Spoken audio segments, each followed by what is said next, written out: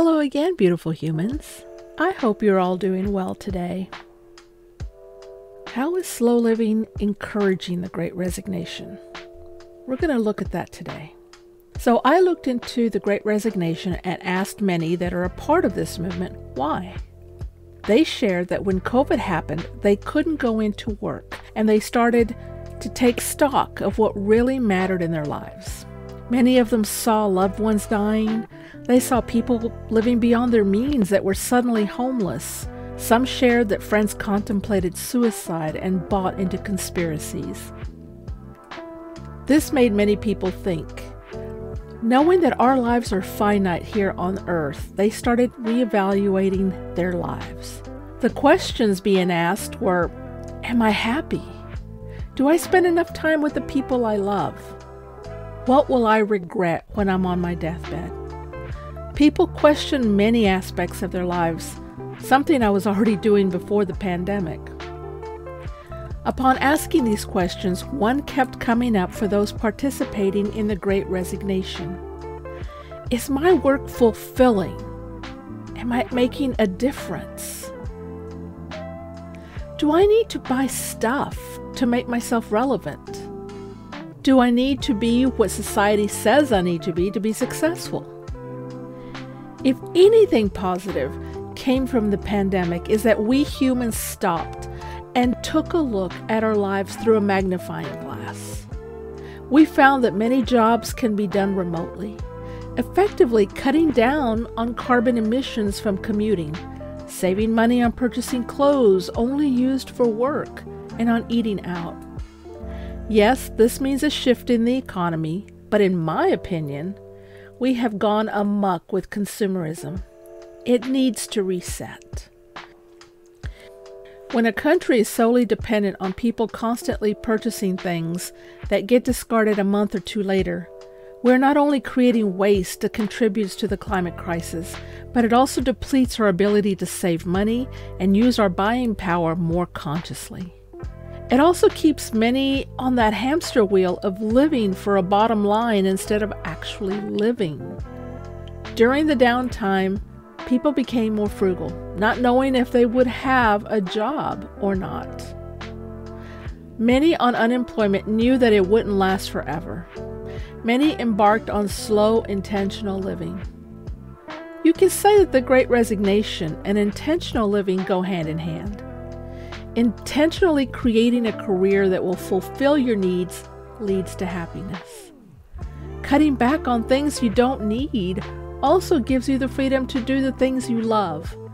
Maybe you start your own business. Maybe you change jobs to one that has the flexibility to let you set your own hours from home. If you cut back on useless purchases, you can take less pay and work remotely. Remember, you'll be saving in other areas as well. Many of the people I spoke to said they are willing to take less money if they can work from home and spend more time doing what they love.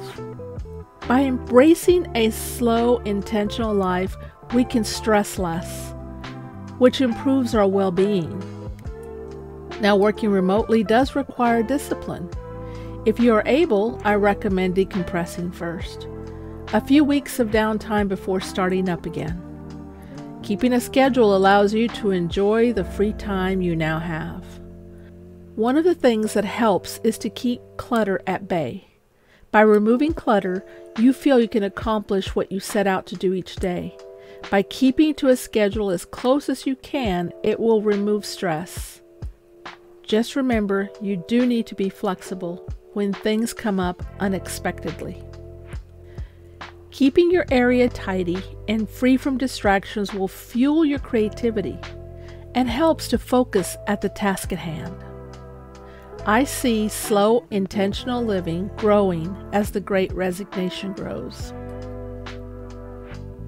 As I speak to more people, I see that the Great Resignation will only increase as people wake to the fact that they have been living for someone else's bottom line and sacrificing their own happiness. 4 million people quit their jobs in April, taking the time during the pandemic to search and finding more accommodating hours, better working conditions, like working remotely, in some cases even higher pay. The shift in leverage is helping people put their mental health and well-being first. If you're not yet part of my slow living community, please consider subscribing so you'll be alerted every time I upload a video. If you'd like to learn more on how to begin slow living, you might want to watch the video, The First Steps to Slow Living. According to surveys, many have enjoyed the flexibility of working from home so much that 39% of people said they would consider quitting if their employers weren't flexible about remote working moving forward. Working remotely provides a new level of work-life balance. It saves on commuting times and allows pockets of time between projects to take care of household tasks, leaving time for family or leisure. For those lucky enough to continue to get paid during the pandemic, they were able to save money that allowed them to quit. And many bet on themselves and started their own businesses. People truly want to work. They just want something that is fulfilling and brings them joy. They want to see that they're making a difference with what they do. Employing slow, intentional living helps tremendously in deciding what direction you want to go in life for your career. Studies show that 1 in 4 employees are planning to leave their jobs this fall. They're waiting for the summer to end and kids get back to school. Meaningful work, again, is the top concern. The pandemic created shifts in mindsets about the physical work environment, reimagining a better path and breaking the cycle of monotony and disillusion. Working remotely allows us to work from anywhere there is an internet connection. I myself set up this channel in hopes that this can also become one of my income sources. Other work I do is web design and logo creation, and this can all be done digitally. As a full-time content creator and designer, I set my schedule to what makes me happy, still accomplishing what I need to get done. During the summer, I work mostly at night because the days are so hot and draining. The fall and winter is when I thrive. I wake early, create more, and get out more in nature. I love the slow life and frequently sit by the fire reading a good book in the winter. The smell of fall and winter puts me in a most relaxed, serene mood.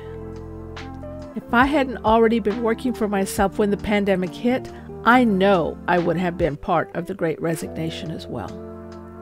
People say they are more focused without the constant interruptions from coworkers, office gossip, and wasted commuting time. By implementing slow, intentional living with a daily schedule, you will continue to look deeply at what you need to be calm and fulfilled.